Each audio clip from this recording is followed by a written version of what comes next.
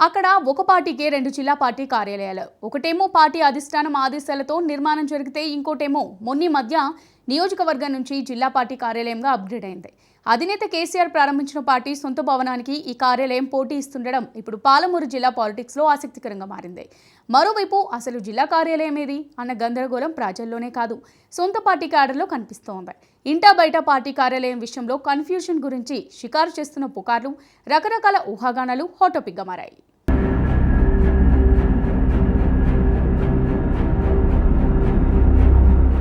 మహబూబ్ నగర్ జిల్లాలో BRS politics ప్రజల సంగతి పక్కన పెడితే అసలు పార్టీ శ్రేణులకే అర్థం కావడం లేదట. ఎన్నికల ముందు పార్టీ కార్యక్రమాలు అంటే ఎంతో హడావిడి ఉండేది. ఇప్పుడు సీన్ రివర్స్. పార్టీ జిల్లా అధ్యక్షుడితో పాటు మాజీ ఎమ్మెల్యేలు, అక్కడక్కడ కొంత లీడర్లు తప్ప ఎవరూ పెద్దగా యాక్టివ్గా కనిపించడం లేదనే చర్చ నడుస్తోంది. ఇక జిల్లా కేంద్రంలో అయితే ఈ పాలిటిక్స్ మరింత ఇంట్రెస్టింగ్గా కనిపిస్తున్నాయి. పార్టీ సొంత నిర్ణయం మేరకు నిర్మాణమైన జిల్లా కార్యాలయమే నిరుపయోగంగా మారిందనుకుంటే కొత్తగా మరో కార్యాలయం తెరమీదకు వచ్చింది.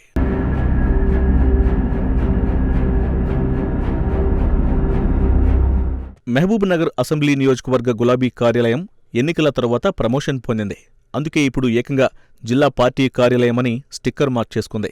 వాస్తవంగా అసెంబ్లీ, ఎంపీ ఎన్నికల్లో జిల్లా పార్టీ కార్యాలయం వద్ద చీమలు కూడా కనిపించని సందర్భంలో న్యూటౌన్లో ఉన్న నియోజకవర్గ కార్యాలయంలోనే కార్యకర్తలు, నాయకుల సందడి కనిపించింది. అసెంబ్లీ ఎన్నికల్లో ఎమ్మెల్యే అభ్యర్థిగా ఉన్న శ్రీనివాస్ గౌడ్ నిత్యం ఇదే కార్యాలయానికి రావడం, వెళ్లడం చేస్తూ కార్యక్రమాలు నిర్వహించారు. అనంతరం ఎంపీ ఎన్నికల్లోనూ అదే తరహా అడపాదడపా కార్యకర్తలతో సమావేశాలు నిర్వహించారు.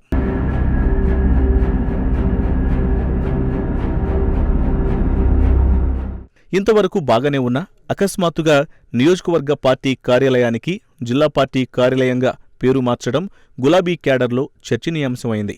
ఓ పక్కన అంత పెద్ద ఎత్తున జిల్లా పార్టీ కార్యాలయం నిర్మాణం జరగ్గా స్వయంగా అధినేత కేసీఆరే ప్రారంభించారు. అలాంటి జిల్లా కార్యాలయానికి నియోజకవర్గ ఆఫీసు ఇప్పుడు పోటీగా మారింది. అయితే ఎందుకు ఇలా జరిగిందో ఎవరికీ అర్థం కావడం లేదు. పార్టీలో ఆధిపత్య పోరులో భాగంగానే ఇది జరిగిందా అన్న అనుమానాలు కార్యకర్తల్లో కనిపిస్తోంది.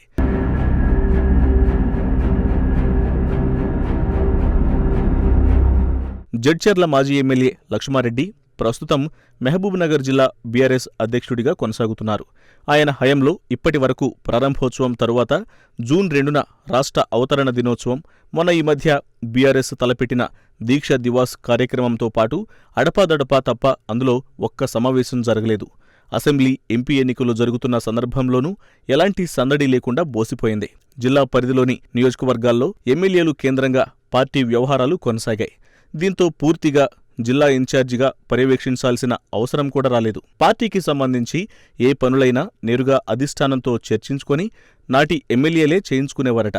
దీంతో అటు అధ్యక్షుడు, ఇటు పార్టీల కార్యాలయం ఈ రెండు అంశాలకు ప్రాధాన్యత లేకుండా పోయింది.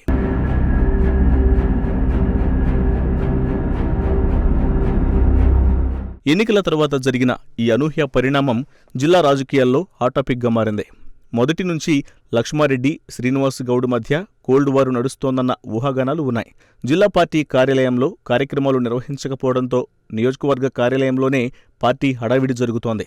అయితే అధ్యక్షుడు మౌనంగా ఉన్న కారణంగానే ఈ పరిణామాలు జరిగి ఉంటాయని క్యాడర్ భావిస్తోంది. జిల్లా కేంద్రంలో తాను హడావిడి చేస్తే మాజీ మంత్రి శ్రీనివాస్ గౌడ్తో తనకు నేరుగా అభిప్రాయ భేదాలు వచ్చే అవకాశం ఉంటుందని లక్ష్మారెడ్డి భావిస్తున్నట్లు క్యాడర్లో టాక్ నడుస్తోంది.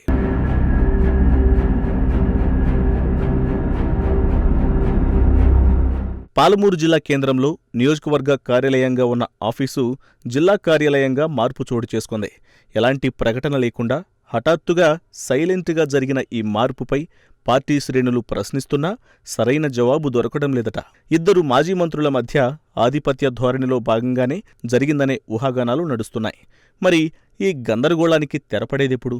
పార్టీ హైకమాండ్ లేదా ఎవరు స్పష్టత ఇస్తారోనని గులాబీ శ్రేణులు ఎదురుచూస్తున్నాయి.